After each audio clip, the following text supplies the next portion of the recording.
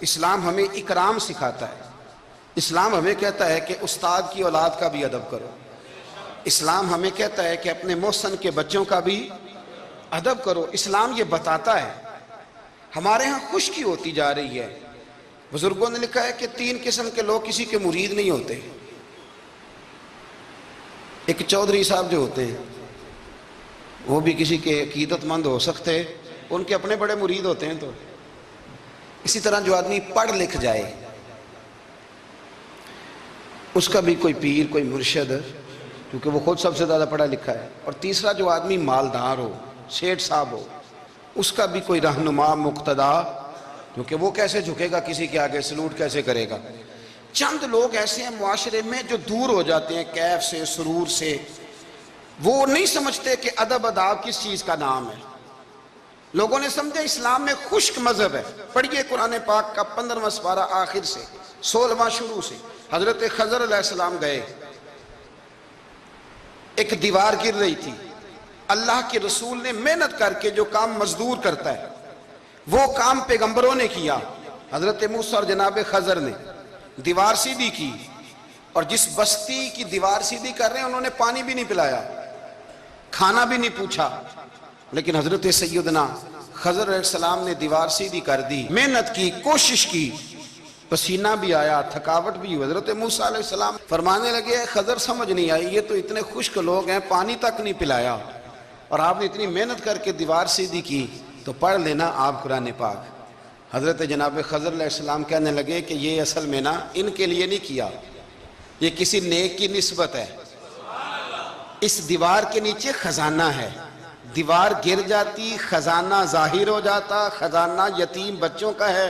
اور یہ قرآن مجید نے فرمایا وَقَانَ أَبُوهُمَا صَالِحًا، اور فرمایا یہ اس لیے ان بچوں کا خزانہ بچایا ہے کہ ان کا باپ بڑا نیک آدمی تھا۔ قاضی ثناء اللہ صاحب پانی پتی تفسیر مظہری میں لکھتے ہیں کہ وہ ڈائریکٹ باپ نہیں تھا، دادا نہیں تھا، پردادا نہیں تھا، بلکہ 7ویں پشت میں جا کے ان کا باپ بنتا تھا۔ تو رب نے فرمایا ایک بندہ نیک ہو تو میں نیچے 7 پشتوں پہ فضل فرمایا کرتا ہوں۔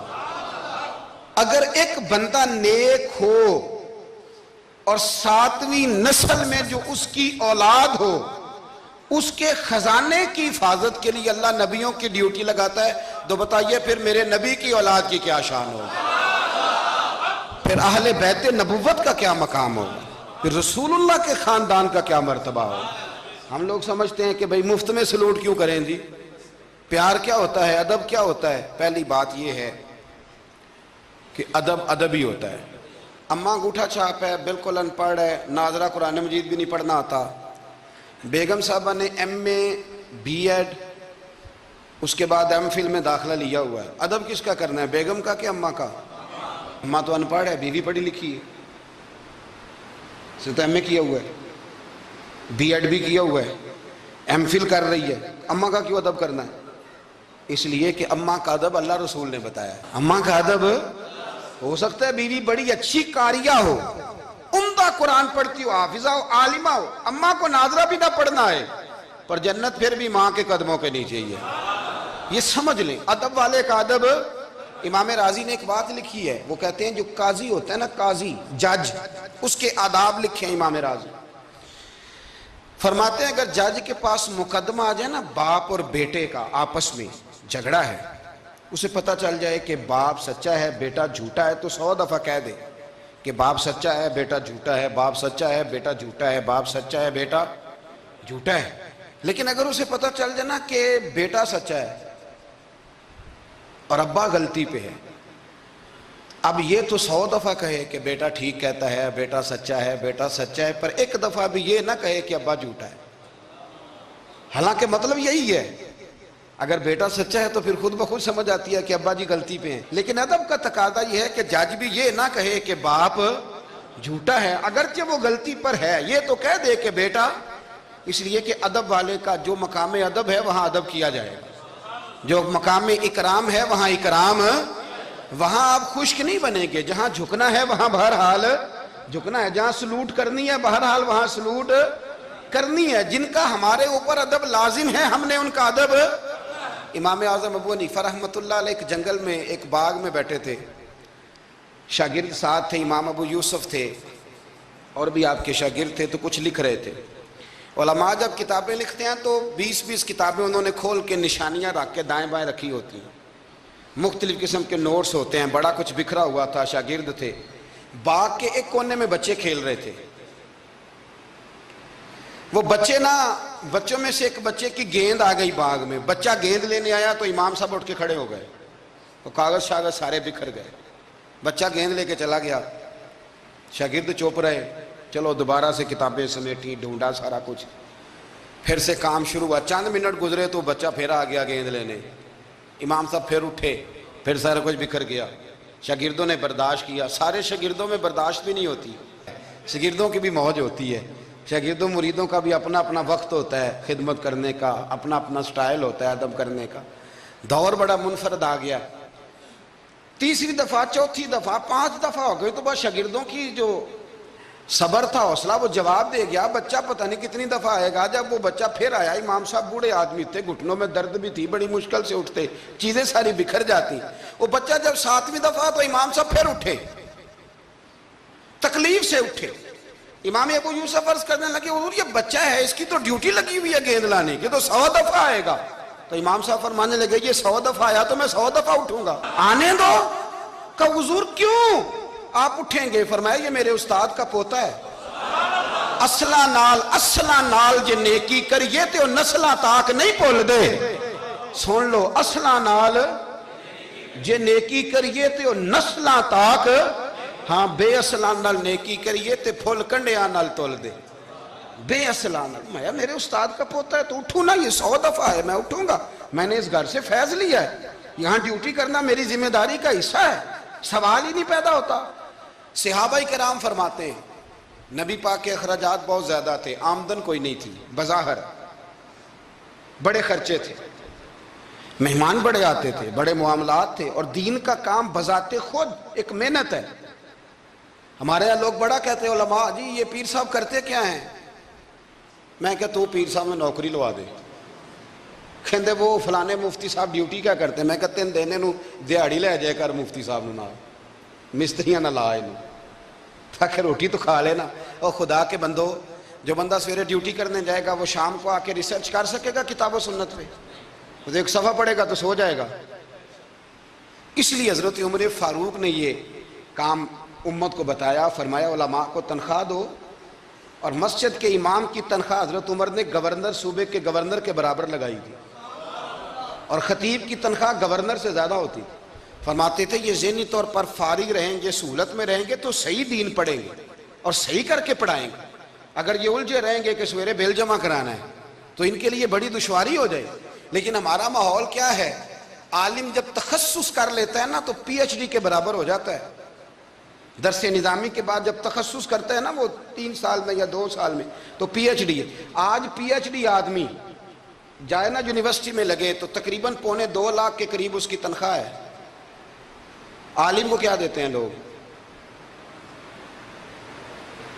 یہ میری بات سمجھے, اس کا اور اس کا لیول تعلیم کا ایک جیسا ہے, اس کا سٹیٹس کیا ہے اور اس کا. لیکن اس کے باوجود اگر وہ کسی آسانی میں ہے تو اس بیچارے کو حساب دینا پڑتا ہے, اسے بتانا پڑتا ہے کہ گاڑی میں بیٹھتا ہوں تو کہاں سے آئی ہے, روٹی کھاتا ہوں تو کہاں سے, اس کو پھر بھی حساب دینا پڑتا ہے. اس کا نقصان یہ ہوتا ہے پھر لوگ دین میں آنا چھوڑتے ہیں. ہمارے یہاں گجرانوالہ میں ایک عالم تھے, وہ 9 بھائی عالم تھے. اب ان کے بچوں میں سے کوئی بھی نہیں بنا. کوئی بچہ کوریا میں کمائی کر رہا ہے, کوئی افریقہ میں کمائی کر رہا ہے. وہ کہتے ہیں جو شراب کا ہوا ہے ہمارا بھی تو وہی ہونا نا. کل بچے نکل گئے, انہوں نے کہا جا کے محنت کرتے ہیں. نے کیا کمایا؟ نبی کریم صلی اللہ تعالی علیہ حضور کے صحابہ ادراک والے لوگ تھے, بصیرت والے. نبی پاک کے خرچے بڑے, گھر میں 9 ازواج ہیں, 4 شہزادیاں ہیں, مہمان آتے جاتے. انہوں نے ایک پروگرام بنایا کہ ہر مہینے ہم اتنے پیسے جمع کریں گے, اور یہ جہاد کے لیے نہیں دیں گے, یہ مسجد کے لیے نہیں دیں گے, یہ صحابہ صفا کے لیے نہیں, یہ خالصتاً سرکار کی بارگاہ میں پیش کریں گے. یا رسول اللہ یہ رکھ لیں, اور جہاں آپ کا دل کرے آپ اپنی ذات پر, مہمانوں پر, گھر پہ خرچ کریں. اچھا جی جمع تو کر لیے ہیں, تو اب حضور کو پیش کون کرے گا؟ ڈیوٹی لگی حضرت عباس کی کہ محبوب کے چچا ہیں, یہ پیش کریں گے. حضرت عباس وہ پیسے لے کے دروازہ رسول پہ پہنچے. سیانے بندے تھے تو لفظ بڑے سمجھداری کے ساتھ تلاش کیے. عرض کی یا رسول اللہ صلی اللہ علیہ وسلم آپ کے دن بھی ہمارے لیے ہیں، راتیں بھی ہمارے لیے. آپ دن کو ہمیں تبلیغ کرتے ہیں اور رات کو رو رو کے ہماری بخشش کی دعائیں کرتے ہیں. حضور آپ کی 24 گھنٹوں پہ ہمارا ہی حق ہے، ہمارے لیے وقف کر دیا آپ نے. حضور ہم ایک حرف کا، ایک جملے کا بدلہ نہیں دے سکتے، یہ تھوڑا سا نذرانہ ہے. ہمیں پتہ ہے اخراجات بڑے ہیں اور ظاہراً آمدن کے ذرائع کو نہیں تو قبول کر لیں. حضور کو جواب دینے ہی لگے تھے کہ اللہ پاک نے قرآن پاک نازل کر دیا. سورہ شورى کی آیت نمبر 23 فرمایا محبوب قل لا اسألکم علیہ اجرا، محبوب ان سے فرما دو کہ اس تبلیغ دین پر گویا طائف میں پتھر کھانے سے لے کر احد میں دانت شہید کرانے تک لا اسألکم علیہ اجرا، میں تم سے کسی اجر کا سوال نہیں کرتا الا المودۃ فی القربى، ہاں اگر کچھ کرنا ہے تو میرے اہل بیت سے پیار کرتے رہنا. میرے اہل بیت سے. یا رسول اللہ یہ کون ہے؟ فرمایا مولا علی، سیدہ فاطمہ اور ان کی اولاد حسن سے پیار کرنا، حسین سے پیار کرنا. میرے رسول پاک نے فرمایا فاطمہ تو بدعت منی، لوگوں فاطمہ کو میرے وجود سے الگ نہ سمجھنا، یہ میرے جگر کا ٹکڑا ہے. اور حضور فرمانے لگے جس نے فاطمہ کو راضی کیا اس نے محمد عربی کو راضی کر لیا. میں اس سے راضی ہوں جس نے میری بیٹی کو راضی کیا. اور فرمایا جس نے اسے ناراض کیا، اللہ کرے یہ چھوٹی بات نہیں بڑی بات کر رہا ہوں، فرماتے ہیں جس نے اسے راضی کیا اس نے مصطفیٰ کو راضی کر لیا. اور فرمایا جس نے مجھے راضی کیا اس نے اللہ کو راضی کر لیا. اور حضور فرمانے لگے النظر الی وجہ علی عبادہ، علی کو تو دیکھتے رہو گے تو رب کی عبادت کا ثواب ملتا رہے گا. کچھ لوگ پریشان تھے کہ حضور سارے تو نہیں نہ دیکھ سکیں گے مولا علی کو. حضور نے اس کا بھی جواب دیا، فرمایا ذکر علی عبادہ، تو بس علی علی کہتا رہے تجھے رب کی عبادت کا ثواب ملتا رہے گا. علی کا ذکر بھی عبادت. اس خاندان کے ساتھ پیار کرنا. میرے اعلیٰ حضرت فاضل بریلوی رحمت اللہ علیہ سے کسی نے پوچھا سید کو زکوٰۃ دے لیں؟ اس کا سادہ سا جواب تھا نہیں لگتی، بات ختم ہو جاتی. پر اعلیٰ حضرت نے ایک پورا صفحہ لکھا، بلکہ 1.5 صفحہ ہے، فتاوی رضویہ کی 8ویں جلد میں. حضور زکوٰۃ دے لیں تو اعلیٰ حضرت نے دلائل لکھے کہ سید کو زکوٰۃ نہیں لگتی. پھر آخر میں کہنے لگے جن کے نانا کا صدقہ کھاتے ہو انہیں زکوٰۃ دینی ہے. آپ فرمانے لگے تو نبی پاک کے مبارک بچوں پر اپنا مال خرچ کر، یہاں بھی اجر ملے گا وہاں بھی اجر ملے گا. اور پھر اعلیٰ حضرت نے حدیث لکھی ہے کنز المال کے حوالے سے. کمال کرتے ہیں جب آپ اس طرف آتے ہیں نا، خدمت سادات کا پورا باب بیان کیا. فرمانے لگے رسول کریم علیہ السلام نے فرمایا جس نے عبد المطلب کی اولاد کے ساتھ نیکی کی، بات ہی ختم کر دی. عبد المطلب کی اولاد میں حضرت عباس کا خاندان بھی شامل، عبد المطلب کی اولاد میں حضرت جعفر طیار کا خاندان بھی شامل، حضرت سیدنا میر حمزہ کے بچے بھی شامل. حضور فرمانے لگے جس نے عبد المطلب کی اولاد کے ساتھ نیکی کی، قیامت کے دن مجھ پر لازم ہے کہ جب وہ مجھ سے ملے گا تو میں اسے صلہ دوں گا. میں اسے، اعلیٰ حضرت یہ حدیث لکھ کے کہتے ہیں ہمیں صلے کی ضرورت ہی نہیں ہے، جو نبی پاک نے کہہ دیا نا جب وہ مجھ سے ملے گا، تو مصطفیٰ سے ملنا ہی سب سے بڑا صلہ ہے. یہی سب سے بڑا صلہ ہے. بیدم شاہ وارسی کہنے لگے عدم سے لائی ہے ہستی میں آرزو رسول، عدم سے لائی ہے ہستی میں آرزو رسول، یہ کہاں کہاں لیے پھرتی ہے جستجو رسول. ہمیں عدم سے لائی ہے ہستی میں آرزو رسول، اور کہاں کہاں لیے پھرتی ہے جستجو رسول. عجب تماشا ہو میدان حشر میں بیدم کہ سب ہوں پیش خدا اور میں روبرو رسول. سب ہوں پیش خدا اور میں روبرو رسول. میں حضور کے سامنے، تو محبوب فرمانے لگے جب وہ ملے گا نا تو اجر میں دوں گا. تو پتہ یہ چلا خدمت سادات، ان سے پیار کرنا، اہل بیت نبوت سے ان کی شان کو سمجھیں. مرتبے والے کا مرتبہ ہمیشہ سمجھنا چاہیے، ہمیشہ. جس کو اللہ نے مرتبہ دیا ہے اس کے مرتبے کو سمجھیں. میرے رسول کریم علیہ السلام نا ذرا اعزازی وقت دیتے تھے. یہ سارا دن ہی امام حسن اور حسین مسجد میں رہتے تھے، سارا دن ہر وقت حضور کے ساتھ کھیلتے تھے. ان کا دروازہ مسجد نبی میں کھلتا تھا گھر کا، لیکن اس کے باوجود حضور فرماتے فاطمہ آج میرا دل کرتا ہے تمہارے گھر آ کے رات گزاروں. بھئی کوئی گھر بڑی دور ہے، یہ تو ساتھ ہی تو ہے، تو سیدہ فاطمہ فرماتی ہیں میں نے کہا حضور بڑی خوش نصیبی ہے تو محبوب نا رات کو میرے گھر میں آ کے سوئے. فرماتی ہیں میں نے چارپائی بچھائی نبی پاک کے لیے, ایک شخص کے سونے کی جگہ تھی. حضور نے فرمایا میں تو حسن حسین کے لیے آیا ہوں. یا رسول اللہ پھر فرمایا یہ میرے ساتھ سوئیں گے. میں نے عرض کی حضور آپ کو دقت ہوگی, کیسے سوئیں گے؟ تو نبی پاک علیہ السلام نے فرمایا میں سلا لوں گا. حضرت فاطمہ کہتی ہیں ایک کندھے پہ حضور نے امام حسن کو لٹا لیا اور دوسری سائڈ پہ امام حسین کو لٹا لیا. کہتی ہیں امام حسین کی عادت تھی وہ رات کو دودھ مانگتے تھے, میں نے برتن میں رکھا ہوتا تھا, میں ڈال کے دیتی تھی, بچے مانگتے ہیں نا رات کو دودھ. فرماتی ہیں رات کو نا امام حسین نے دودھ مانگا, میں اٹھنے لگی دودھ دینے کے لیے, پر حبیب نے فرمایا بیٹے تو لیٹ جا, آج میرے ساتھ سوئے ہیں تو دودھ بھی میں ہی پلاؤں گا. کہتی ہیں کئی دفعہ دودھ مانگا تو کئی دفعہ میرے رسول پاک نے انہیں دودھ پلایا. اور یہ ہر نانا نواسوں سے پیار کرتا ہے, پر یہ خالی نانا نہیں نا, یہ امام الانبیاء بھی ہیں, یہ امام الانبیاء بھی ہیں, یہ سرور کون و مقام. ان کا ہر کام اللہ کے حکم سے ہے, اللہ کے حکم سے. حضرت سیدنا عبداللہ ابن عمر رضی اللہ تعالیٰ عنہ فرماتے ہیں کہ نبی پاک نے پیغام بھیجا سیدہ فاطمہ کو, فرمایا حسن کو بھیجو میرا ملنے کو دل کر رہا ہے. تو کہتی ہیں وہ گھر میں نا دیر ہو گئی امام حسن کو آنے میں. اعلیٰ حضرت فرماتے ہیں مجھے لگتا ہے کہ بی بی صاحبہ غسل کرانے لگ گئی تھی, کپڑے تبدیل کرا رہی تھی. مائیں کرتی ہیں نا بچہ باہر جانے لگا تھے واپس آ پہلے کپڑے بدل, تو ذرا دیر ہو گئی تو نبی پاک بے چین ہو گئے, میں حسن آ کیوں نہیں رہا, میرا ملنے کو دل ہے. فرماتے تھوڑی دیر گزری تو امام حسن نے دروازہ کھولا سیدہ پاک کا. جب دروازہ کھولا تو رسول کریم نے دونوں بازو یوں کھول دیے اور نبی پاک گھٹنوں کے بل زمین پر بیٹھ گئے. امام حسن بھی جب اندر سے نکلے تو انہوں نے بھی یوں بازو کھولے. تو کہتے ہیں رسول کریم کے جب گلے سے آ کے لگے تو عبداللہ ابن عمر کہتے ہیں میں نے حضور کی آنکھوں میں آنسو دیکھے اور محبوب ان کا ماتھا چوم کے کہنے لگے اے اللہ میں ان دونوں سے محبت کرتا ہوں, تو بھی ان سے محبت فرما. میرے اللہ جو میرے حسن حسین سے محبت کرے اس بندے سے بھی محبت فرما, جو ان سے پیار کرے اس سے بھی.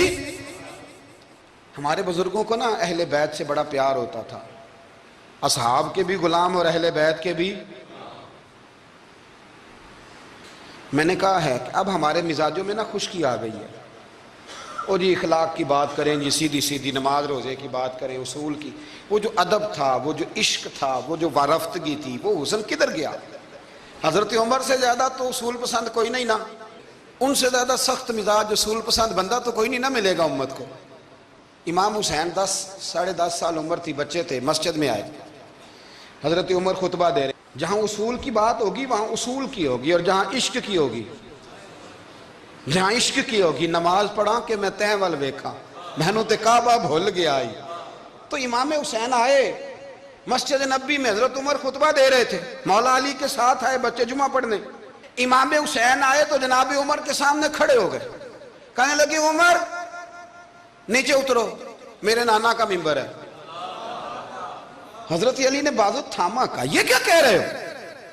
تو جناب فاروق اعظم فرمانے لگے جمعہ ہو رہا ہے, خطبہ ہو رہا ہے, لوگ جمعہ پڑھنے آئے ہوئے ہیں, اس میں اب بچہ آ جائے تو کیا جمعہ چھوڑا جائے گا؟ لیکن جہاں ادب ہے وہاں ادب ہے. حضرت علی کہنے لگے حسین یہ کیا کہہ رہے ہو, بیٹھ جاؤ. تو حضرت عمر فاروق فرمانے لگے علی آپ نہ بیچ میں ہیں, یہ میرا اور حسین کا معاملہ ہے, آپ نہیں بیچ میں ہیں, آپ ہٹ جائیں, میرا اور حسین کا مسئلہ. کیا کہا بیٹے؟ کہا عمر اترو, میرے نانا کا ممبر ہے. اتنا بڑا آدمی جسے کیسر و کسرا ہلا نہ سکے, جو درہ مارے تو زمین کا زلزلہ رک جائے, جو سورج کو حکم دے تو سورج چہرہ بدل جائے, وہ شخص جو دریا کو خط لکھے تو خشک دریا بہنے لگے. عمر اترو, میرے نانا کا ممبر ہے. فاروق اعظم زمین پہ اتر آئے, ہاتھ باندھ کے کھڑے ہو, کہنے لگے حسین میں اتر گیا ہوں پتر, ممبر تو تیرا ہے یا تیرے نانا کا ہے. ختم ہو گئی بات. تو حضرت امام حسین کہنے لگے جا کے اپنے نانے کے ممبر پہ بیٹھ جا. تو فاروق اعظم کی چیخ ہی نکل گئی, کہنے لگے پتر میں تو اونٹ چرانے والے کا بیٹا ہوں, میرے نانے کا کوئی ممبر نہیں یار, میں تو اونٹ چرانے والے کا, میرے نانے کا کوئی ممبر ہی کوئی نہیں, تو کدھر جاؤں؟ تو امام حسین کہا اچھا کوئی نہیں ممبر آپ کے نانا کا کوئی نہیں؟ کہا نہیں. چل ٹھیک ہے پھر میرے نانا کے ممبر پہ بیٹھ جاؤ, اور میرے نانا کے ممبر پہ بیٹھ جاؤ. مجھے لگتا ہے فاروق اعظم بولے ہوں گے انہوں نے کہا ہوگا کہ لوگوں میں مرضی سے نہیں بیٹھا، مجھے ابو بکر نے بٹھایا تھا، پھر حسین کے کہنے پہ اترا ہوں، اب دوبارہ مجھے حسین ابن علی نے بٹھایا ہے، کسی میں جرت ہے تو عمر کو ہلا کے دکھائے، طاقت ہے تو بھئی یہ پیار رسول اللہ کے خاندان سے، یہ وارفتگی، یہ ذوق، ہم تو ہٹ گئے ان چیزوں سے۔ شیخ الاسلام والمسلمین خواجہ قمر الدین سیالوی، خواجہ صاحب سچ مچ کے شیخ الاسلام تھے، اور اللہ تعالیٰ نے انہیں بڑا ہی اعزاز عطا فرمایا، بڑی بات تھی، ایسے شیخ بھی کم دنیا میں ہوتے ہیں، اور 20 علماء ان کے مرید تھے۔ پنڈی کے علاقے میں نا اپنے بہت سارے علماء، کسی علماء کی میٹنگ میں گئے تھے، علماء کافی تھے، تو ایک سید عالم تھے، انہوں نے نماز پڑھائی، عالم بھی تھے اور سید بھی تھے، جماعت کرائی، تو نماز کے بعد پتہ چلا کہ کوئی ایسی واضح غلطی ہو گئی ہے کہ نماز ہوئی نہیں۔ اب ہمارے تو کسی نمازی کو کسی مسئلے کا پتہ چل جائے دوسروں کو جینے نہیں دیتا، کہتا صرف میری نماز ٹھیک ہے، تم سب کی غلط ہے، اور پھر بندہ عالم ہو، اسے پتہ ہو مسئلے کا، تو پھر وہ سانس لینے دے، یہ بڑا مشکل کام ہے۔ علم یہاں بالکل زیادہ ہو تو پھر بندے کو حوصلہ ہوتا ہے اس پہ، کو پتہ ہے تھوڑا پانی ہوتا ہے نا برتن میں تو آوازیں زیادہ نکالتا ہے۔ علماء سارے کہنے لگے جی جلدی سے بتائیں جی حضرت صاحب وہ نماز نہیں ہوئی، تو خواجہ صاحب فرمایا چپ کر جو، پتہ مجھے بھی ہے نماز نہیں ہوئی، پر مسئلہ یہ ہے نیرا مولوی نہیں نا، یہ رسول اللہ کا خاندان ہے، اور تیری نسل پاک میں ہے بچہ بچہ نور کا، فرمایا یہ حضور کا خاندان ہے، چپ کر جاؤ، طریقے سے بات کرنی، ادب سے، اور کوئی عالم ہوتا تو میں لقمہ دیتا، یہ سادات ہیں، چپ کرو۔ کہ چلو، کہنے لگے میں نہ سوچ رہا ہوں کہ کوئی جملہ مل جائے تو شاہ جی کو کہوں کہ نماز نہیں ہوئی، حالانکہ بڑے عالم تھے خواجہ صاحب، بہت زبردست قسم کے محقق عالم۔ تھوڑی دیر کے بعد کہنے لگے لو جی مجھے نا مل گیا جملہ، میں شاہ جی کو بتانے لگا ہوں۔ کہا بتائیں، تو سلام لیا آگے جا کے، شاہ جی کے ہاتھ چومے، کہنے لگے حضور آپ کے پیچھے نماز پڑھی ہے، سید ہیں تو مزہ بڑا آیا ہے، ان 4 رکعتوں کا بڑا ہی مزہ آیا ہے، ہمارا دل کرتا ہے ایک دفعہ یہی نماز دوبارہ نہیں پڑھا دیتے، مزہ ہی بڑا آیا ہے نا، ذرا ایک دفعہ دوبارہ نہیں پڑھا دیتے نماز، مزہ بڑا ہے۔ تو شاہ جی کہنے لگے لگ مجھے بھی رہا تھا نماز کوئی نہیں ہوئی، پر میں کہہ رہا تھا شاید میرا وہم ہی ہو، لگ رہا تھا کہ نماز نہیں ہوئی۔ آپ بڑے سمجھدار آدمی ہیں، آپ نے سید کا ادب بھی بچا لیا ہے اور مسئلہ بھی بتا دیا ہے، تیری نسل پاک میں ہے بچہ بچہ نور کا، تو ہے عین نور تیرا سب گھرانہ نور کا۔ حضرت ابو ہریرہ رضی اللہ تعالیٰ عنہ امیر المومنین فی الحدیث، یہ بھی مومنوں کے امیر ہیں علم حدیث میں۔ یوں بیٹھے تھے سارے طالب علم آپ کے سامنے، حدیثیں سننے والے سینکڑوں لوگ، حضرت ابو ہریرہ حدیثیں بیان کر رہے۔ مدینہ منورہ میں تازی تازی بارش ہوئی تھی، امام علی مقام ابھی نوجوان تھے، امام حسین نہ آئے، بارش ہوئی، چھوٹے چھوٹے گڑھے مدینہ منورہ میں تو ان میں پانی کھڑا تھا، امام حسین نے نا قدم رکھا زمین پہ تو آپ کے پیروں کو نا تھوڑی مٹی لگ گئی، مٹی بھی کیا تھی، مدینے کی مٹی تھی، مٹی آپ کے قدموں کو لگ گئی۔ شاگرد کو بھی بندہ کہہ سکتا ہے کہ جا ذرا امام صاحب کو کپڑا دے کوئی پیر صاف کرنے، کسی کو بھی کہہ سکتا ہے، اور پھر بندہ پڑھا رہا ہو، بیٹھا ہو، اس کے سامنے عقیدت والے سننے والے لوگ آئے ہو، وہ سمجھتا ہے میرا کوئی قد کاٹ ہے، بڑی بات ہے میری، وہ پھر اس طرح ادب اداب کرے۔ جب امام حسین نے قدم رکھا نا زمین پہ مٹی لگ گئی، تو اب شاگردوں کا منہ اس طرف تھا، حضرت ابو ہریرہ کا ادھر تھا، وہ دیکھ رہے تھے، تو جناب ابو ہریرہ جلدی سے اٹھے، خود اٹھے، شاگردوں کا حلقہ چیرتے ہوئے گزرے، اور امام علی مقام کے نا پیروں میں جا کے بیٹھ گئے۔ حضرت ابو ہریرہ کی داڑھی سفید، امام حسین کی کالی، حضرت ابو ہریرہ نے اپنی پگڑی کھولی اور امام حسین کے پیر صاف کرنے لگے۔ حضرت امام حسین نے قدم پیچھے کھینچے اور کہا آپ کیا کر رہے ہیں، آپ بزرگ ہیں، میں تو جوان ہوں، یہ کیا کر رہے ہیں؟ تو حضرت ابو ہریرہ رو پڑے، کہنے لگے حسین میں کالی داڑھی کا ادب نہیں کر رہا، میں خون رسول کا احترام کر رہا ہوں، میں خون رسول کا ادب کر رہا ہوں، یہ نبی پاک کا خاندان، یہ رسول اللہ صلی اللہ تعالی علیہ وسلم کا خاندان ہے، اس خاندان نبوت کا اکرام کرنا، ان کا احترام کرنا، ان سے پیار کرنا، ان کی قدر کرنا، ان کے لیے اپنے دل میں آنکھوں میں عزت رکھنا۔